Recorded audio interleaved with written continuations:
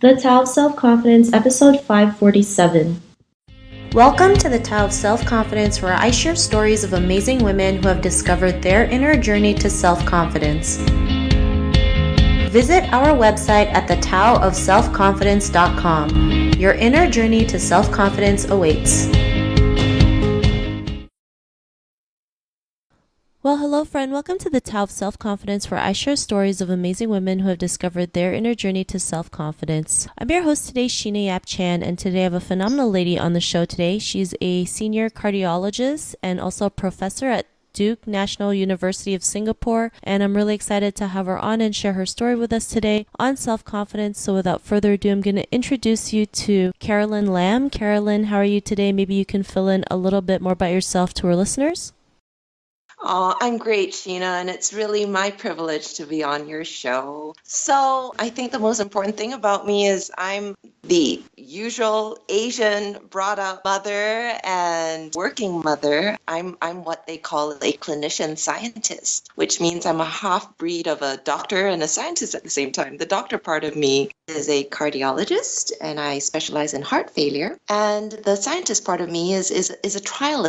So my passion is with clinical trials, in other words, doing the clinical research that I hope may impact patients' lives, of course, for the better in the end. I suppose some of the more different things that I do is I also run I'm the resident doctor on a television show for health here in Singapore, and I run a weekly podcast myself. So I have to tell you, it's kind of interesting to be on the receiving end of questions right now. It's a little bit nerve-wracking. Awesome. Well, thanks for sharing that, and I'm sure you'll do great. And Carolyn, what's your cultural background?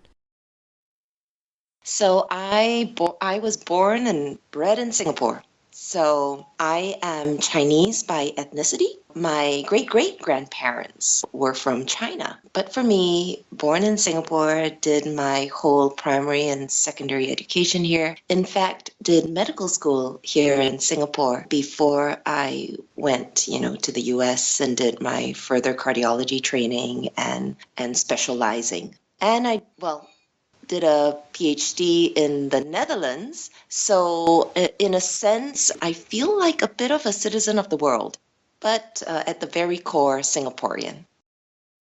Thanks for sharing that. And what would be your favorite self-confidence quote? I'm going to keep it really simple. It's something that I learned when I was lucky enough to be with this wonderful group of women in an Oxford women leadership session. And one of my classmates shared this quote that I say to myself, and it's teeth and tits.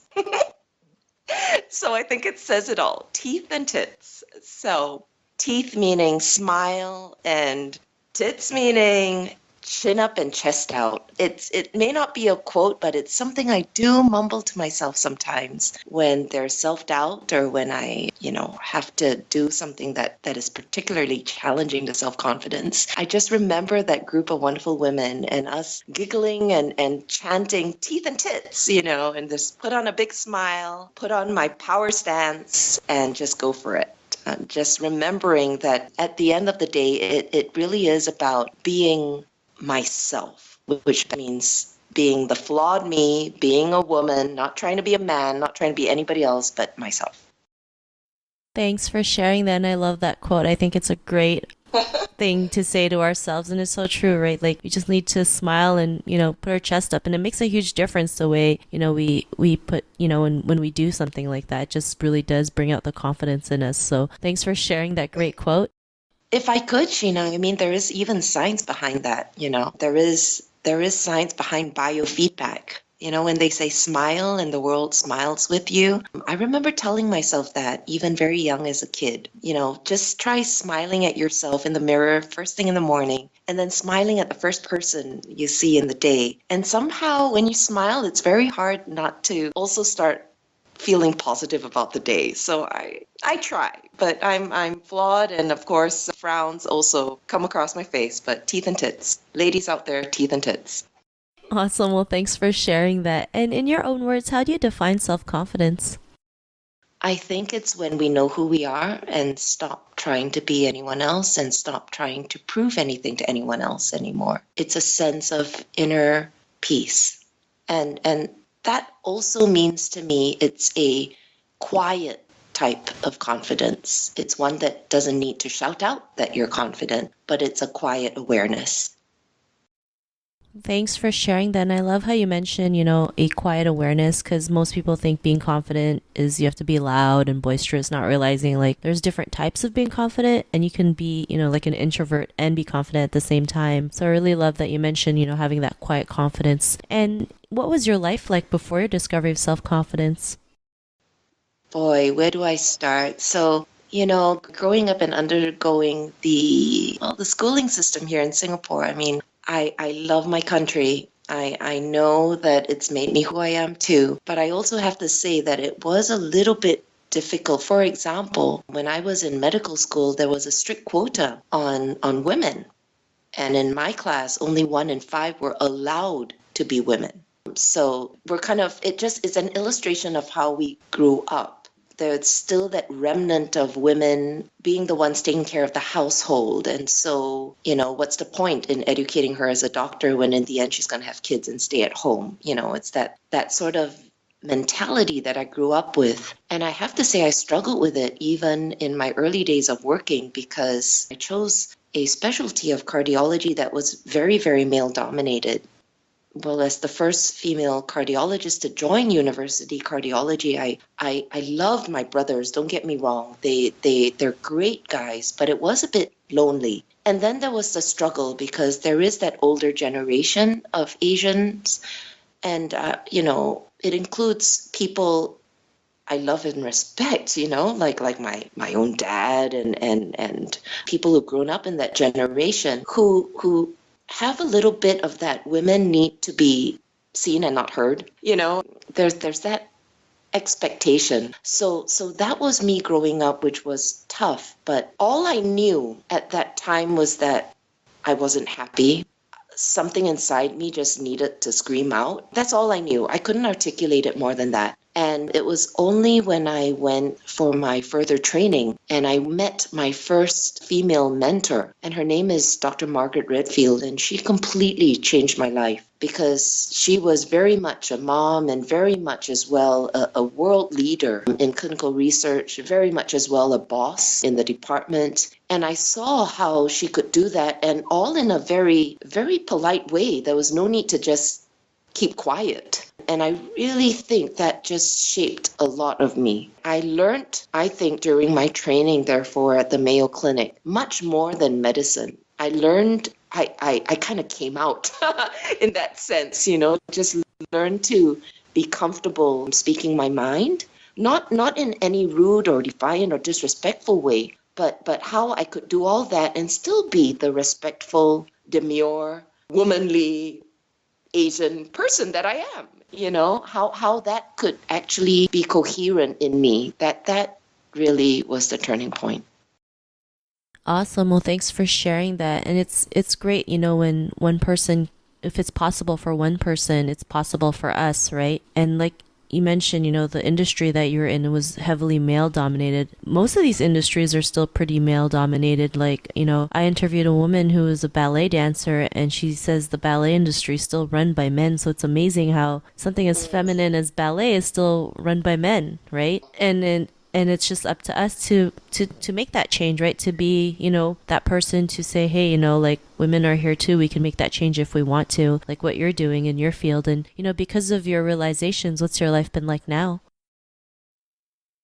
It's more peaceful, right? Because I'm basically living in integrity. And when I say that, I mean what you say and what you do is congruent with who you are inside. And I think that's just so key to being at peace and being happy. That's the main thing that's come of it, but I still struggle with the right balance.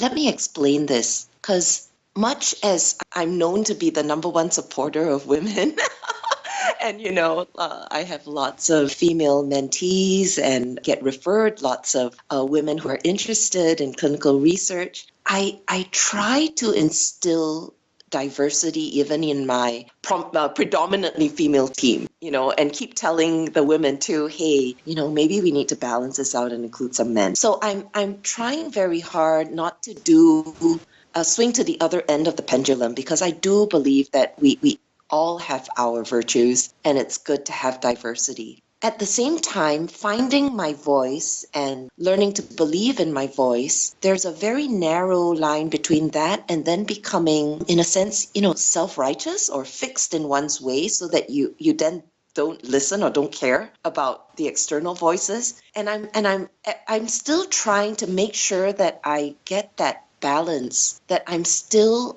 listening to the voices outside when I should, while still paying good attention to the voice that's coming from inside. Do you know what I mean, Sheena? Oh, no, totally. I think that's something we all deal with, right? It's like, sometimes our ego gets in the way and we think we know it all, but not realizing there are people out there who are saying something that makes more sense or just kind of hits you, right? And we just have to learn to be aware of our surroundings and, just having awareness constantly, right? That's, I think, the only way we can figure out if, whatever we're doing is the right way or not. Even if it is the wrong way, it'll still lead us to the right way. But it's something that we work on every day. That's why confidence is just, a daily, journey, right? It's nothing like you have it and then you have it forever. There's days where you're not going to have it, right? It's up and down. It's a roller coaster. And the more we work on it, the more we can know ourselves and know if what we're doing, makes sense or not, makes sense to us, and just keep, living our true selves. So yeah, I totally understand what you're talking about, because, I go through the same thing, right? Just finding that balance. Yeah, and it's when, being careful that confidence is always, always balanced by humility. I think that's what I'm trying to say. Self-confidence and pride, where is that line sometimes? Self-confidence and ego.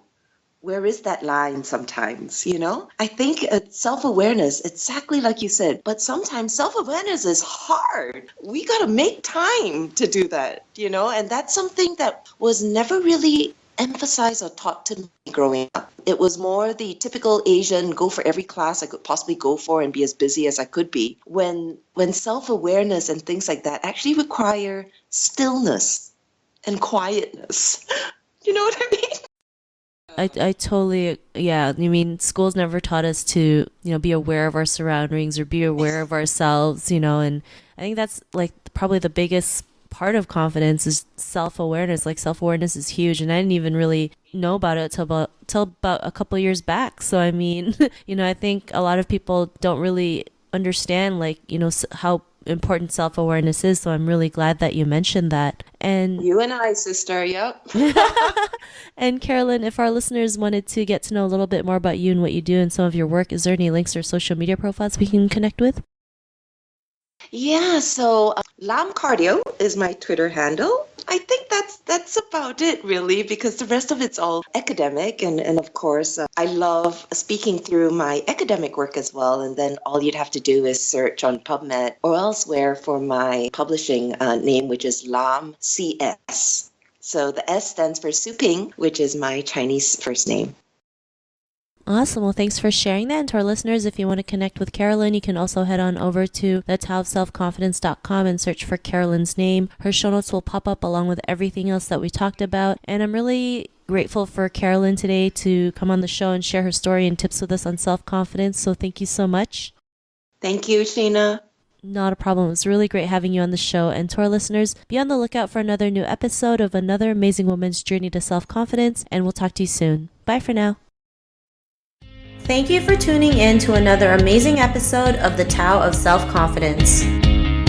Visit our website at thetaoofselfconfidence.com to check out cool resources, blog articles, show recaps, and so much more. Your inner journey to self-confidence awaits.